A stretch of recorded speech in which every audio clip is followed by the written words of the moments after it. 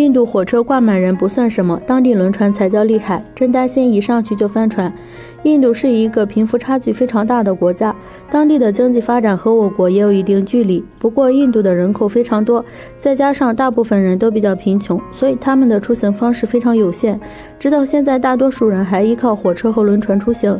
相信人们都见过印度的火车上挂满了人，而且印度的火车就像不用买票一样，只要你能挂在火车上就可以。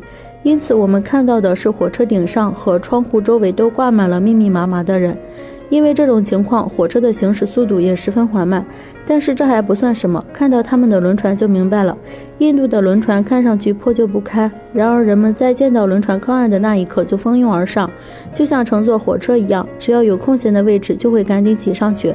再看看轮船的底部，已经出现了下沉的趋势，真担心走上去的人会出现翻船的危险。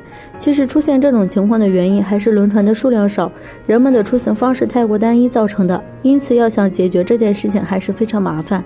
看到这里，大家有什么想说的呢？